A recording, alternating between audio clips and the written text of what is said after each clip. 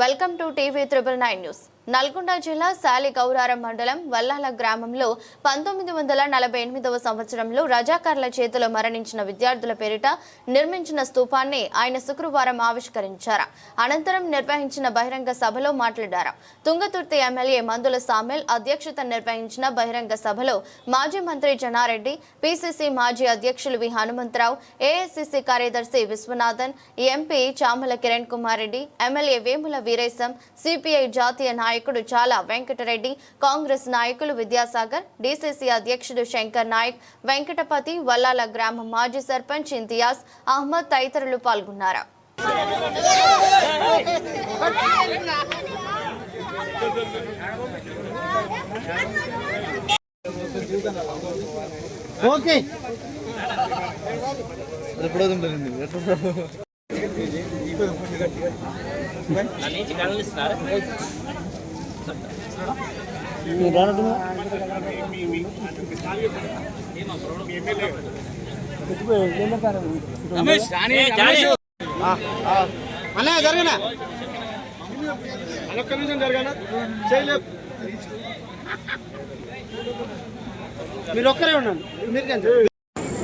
అధికారంలో పర్మనెంట్ గా ఉండాలనే దూరస్తో అన్ని సంస్థలు నిర్వీర్యం చేస్తా ముందుకు పోతా ఉన్నారు.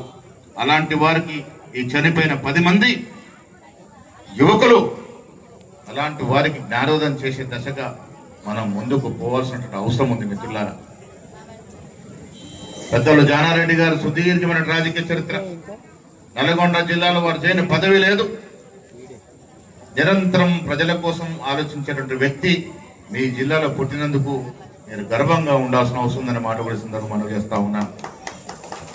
నల్గొండ జిల్లా ఆనాడు చూసాం. మేము చిన్న వయసులో ఉన్నప్పుడు కమ్యూనిస్టు పార్టీ, కాంగ్రెస్ పార్టీ ఇరువురు పోటీ పడినా ప్రజాస్వామ్య సంస్థలు ఎప్పుడు నిర్వీర్యం చేయలే. 2 పార్టీలు కూడా ప్రజాస్వామ్యం నమ్ముకొని ముందుకు పోయినట్టు సందర్భం. ఇలా పరిస్థితులు వేరుగా ఉన్నాయి. మిత్రులారా, యువతరం, ముఖ్యంగా చదువుకున్న యువతరం ఆలోచించాల్సిన అవసరం ఉన్నది. 10 మంది ఆనాడు త్యాగం చేశారు కాబట్టి మనకి ఇవాళ స్వాతంత్రం వచ్చింది.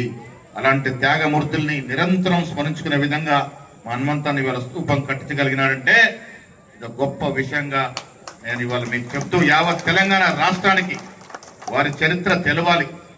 పెద్దలు జానారెడ్డి గారు ఆదేశించినట్టుగా ముఖ్యమంత్రి గారితో మాట్లాడి తెలంగాణ సాయుధ పోరాట చరిత్రలో వీళ్ళు పేర్లు ఎక్కే విధంగా, ఈ ఘటన దాంట్లో చోటు దక్కే విధంగా ప్రయత్నం చేస్తారనే మాట కూడా ఇస్తున్నాం, మనం చేస్తా ఉన్నాను.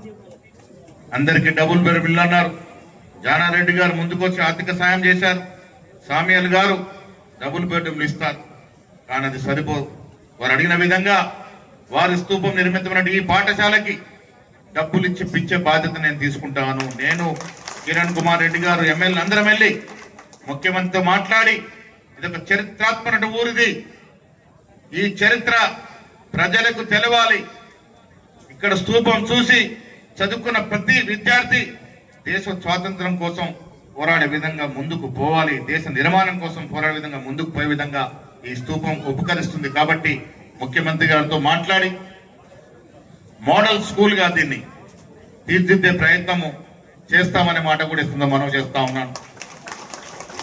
ఈ ప్రాంతంలో చాలా మంది విద్యాసాగర్ వాళ్ళ నాయకుడు ఎమ్మెల్సీగా సేవలు అందించినటువంటి సందర్భం. ఇక్కడ చాలా మంది నాయకత్వాన్ని ఇచ్చినటువంటి జిల్లా నల్గొండ జిల్లా. ఈ నల్గొండ జిల్లా యావత్ తెలంగాణ రాష్ట్రానికి కార్యక్రమానికి మహేష్ కుమార్ గౌడ్ గారు, పిసిసి అధ్యక్షులు, మరియు జానారెడ్డి గారు, మా ఎమ్మెల్యే గారు, అందరూ ఎంపీ గారు, ముఖ్యులందరూ వచ్చి మా గ్రామాన్ని గుర్తుపెట్టుకొని ఆనాటి నిరంకుశత్వాన్ని పోరాడిన అమరుల విద్యార్థులను తలుచుకుంటూ ఇక్కడ వల్లాలకు వచ్చి హనుమంతరావు గారు ఇక్కడ స్తూపం కట్టడం మాకు సంతోషదాయకం. ఈరోజు మర్చిపోలేని రోజు. ఎందుకంటే హనుమంతరావు గారు అంత పెద్ద మనిషి ఇక్కడికి వచ్చి మా ఊరికి గొప్పతనాన్ని బయటికి వెలికి తీయడం చాలా గొప్పతనం. వారికి ఎప్పుడు ఈ గ్రామం రుణపడి ఉంటుంది. వారికి ప్రత్యేక ధన్యవాదాలు తెలుపుకుంటున్నాను. ఈ ఊరు మన పిసిసి అధ్యక్షుల వారు ముఖ్యమంత్రి గారితో చెప్పి వారి కుటుంబాలకు సాయం చేస్తూ ఈ గ్రామాన్ని ప్రత్యేక గ్రామంగా తీర్చిదిద్దడానికి కృషి చేస్తామన్నందుకు వారికి ప్రత్యేక ధన్యవాదాలు తెలుపుకుంటున్నాను. ఈరోజు ఇక్కడికి వచ్చిన ప్రజానికానికి, ఇక్కడికి వచ్చిన విద్యార్థులకు అందరికీ పేరు పేరున ఈ గ్రామం తరఫున మాజీ సర్పంచ్గా వాళ్ళకి ప్రత్యేక ధన్యవాదాలు తెలుపుతూ